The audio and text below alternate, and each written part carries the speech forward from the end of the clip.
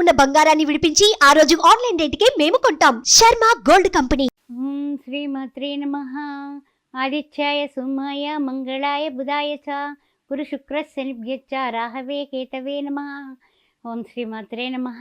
అందరూ కూడా సూర్యగ్రహణం వస్తుందట అని అంటూ ఉన్నారు.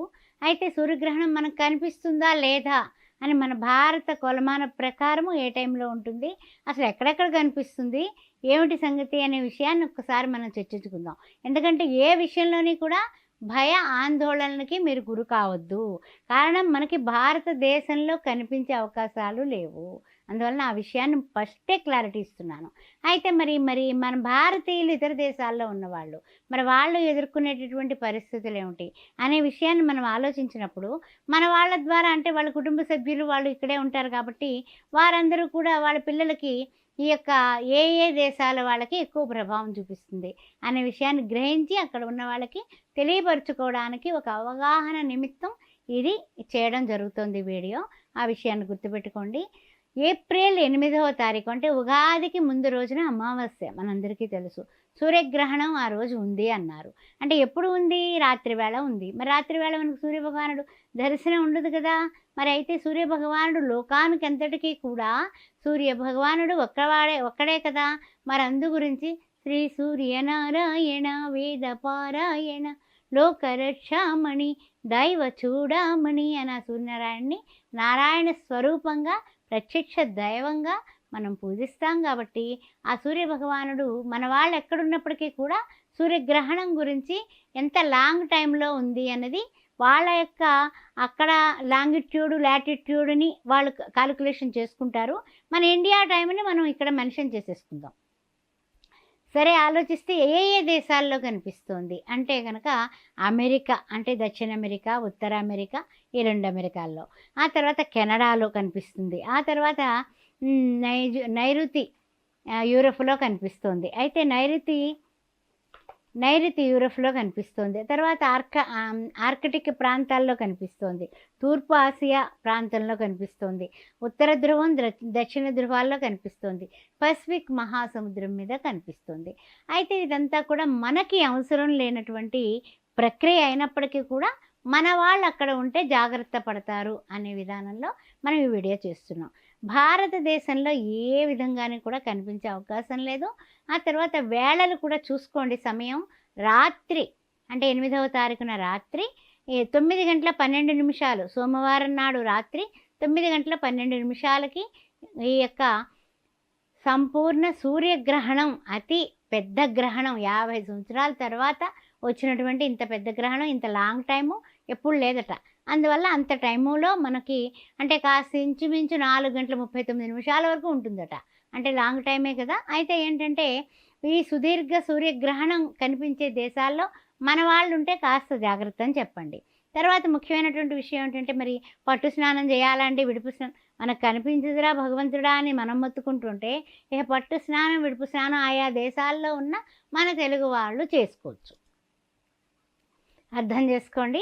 ఆ తర్వాత ఏంటంటే మరి ఎప్పుడు విడుస్తుంది అంటే కనుక సోమవారం రాత్రి మనకి 9:12 ప్రారంభమైనటువంటి ఈ సంపూర్ణ సూర్యగ్రహణం రాత్రి 1:25 అంటే తెల్లవారితే మంగళవారం నాడు విడుస్తుంది.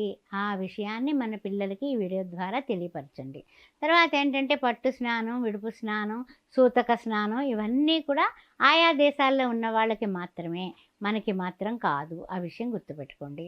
ఇంకా మీకు ఏమన్నా డౌట్ ఉంటే కనుక ఉగాది పూట ఎలాగ అభ్యంగన స్నానమే చేస్తాం కదా, దానితో పాటు ఇది ఈ గ్రహణ స్నానం కలిసి వచ్చిందనుకోండి, అంతే. అంతకన్నా ఏం భయపడపాకండి. రాత్రి వేళ కాబట్టి గర్భిణీ స్త్రీలు ఏ విధంగాని ధైర్యంగా సంతోషంగా ఉండండి. అంతేగాని ఏ విధమైన భయం లేదు, భయభ్రాంతులు కావద్దు. మీరు అస్సలు ఏ విధమైన జాగ్రత్తలు తీసుకోక్కర్లా. హ్యాపీగా పడుకోండి, ఆలోచనే అక్కర్లా. చక్కగా దైవనామస్మరణ చేసుకుంటూ ఓం నారాయణాయ విద్మహే వాసుదేవాయ ధీమహి తన్నో విష్ణు ప్రచోదయాత్ అని అనుకుంటూ ఆ యొక్క ప్రహ్లాద కుమారుడు ఎలా అయితే పుట్టాడో నారాయణ నామస్మరణతో అలాంటి పుత్రుడు పుట్టాలని తలుచుకుంటూ ఏ దేశంలో ఈ యొక్క దేశాల్లో ఎవరైనా గర్భిణీ స్త్రీలు ఉంటే ఆ యొక్క జాగ్రత్తలు తీసుకుని కదలకుండా ఉండి చక్కగా కడుపు మీద చేయి వేసుకుని శ్రీ మహావిష్ణువుని స్మరించండి. తర్వాత ముఖ్యంగా ఏమిటంటే కనుక మన భారతదేశంలో కనపడటం లేదు కాబట్టి మనకి అంత భయం లేదు. తర్వాత ఇంకొక ముఖ్యమైనటువంటి విషయం, సరే కనిపించే దేశాల వాళ్ళు తీసుకోవాల్సిన జాగ్రత్తలు, రోగిష్టి వాళ్ళు, వృద్ధులు, తర్వాత ఏమిటంటే పిల్లలు అయితే కనుక విడుపు స్నానం, పట్టు స్నానం, విదేశాల్లో ఉన్నటువంటి వాళ్ళు, ఈ గ్రహణ ప్రమాణానికి దగ్గరగా ఉన్నటువంటి వాళ్ళు చేయాల్సిన అవసరం లేదు. కాస్త విభూది నుదుటికి రాసుకుంటే అది విభూతి స్నానం అవుతుంది. ఆ విషయం గుర్తుపెట్టుకోండి. అదేవిధంగా తెల్లవారు కూడా చలి దేశాలు ఉన్నాయి, వేడి దేశాలు ఉన్నాయి, రకరకాల దేశాల వాళ్ళకి ఈ గ్రహణం పడుతుంది కాబట్టి మీరు ఆ కాలానుగుణంగా మీరు తీసుకోండి జాగ్రత్తలు. గర్భిణీ స్త్రీలు యథావిధిగా చక్కగా ముందే గ్రహణం 9-12 నిమిషాలు భారత కాలమానం, అక్కడ మీరు ఒక 2 గంటల ముందే మీ ఆహార వ్యవహారాన్ని పూర్తి చేసుకొని చక్కగా నిద్రించండి.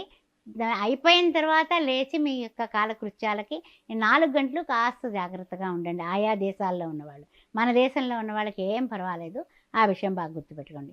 తర్వాత ఏంటంటే సూతక స్నానం, పట్టు స్నానం, విడుపు స్నానం, మంత్రాలు ఉంటే జపాలు చేసుకోవాలా, తప్పనిసరిగా చేసుకోండి, మంచిదేగా. ఎక్కడ పట్టినా కూడా సూర్యభగవానుడే కదా నేను పట్టు స్నానం చేస్తాను, నువ్వు చెయ్యవయ్యా అయితే రాత్రి 9-12 నిమిషాలకు చెయ్యి. చక్కగా 1:25 వరకు కూర్చొని మంత్రోపాసన చేసుకుంటే మననాత్ త్రాయతే మంత్ర అన్నారు. గాయత్రి మంత్రం లాంటివి ఉపాసన ఉన్నవాళ్ళు చేసుకుంటామనుకునే ఓపిక ఉన్నవాళ్ళు చేసుకోవచ్చు. కానీ బలవంతంగానే మనకి ఏమీ కూడా గ్రహణ భయం లేదు. ఆ విషయాలు గుర్తుపెట్టుకోండి. చక్కగా గ్రహణానంతరము మనము చక్కగా మర్నాడు ప్రొద్దుటే మనకు కావాల్సింది ఒక్కటేనండి, బాగా గుర్తుపెట్టుకోండి. ఏంటంటే కనుక దైవనామస్మరణ, తలస్నానం చేసుకోవడం. శ్రీమాత్రే నమః. సుమన్ టీవీలో మీ పర్సనల్ అండ్ బిజినెస్ ప్రమోషన్స్ కోసం కింది నెంబర్కి కాంటాక్ట్ చేయండి.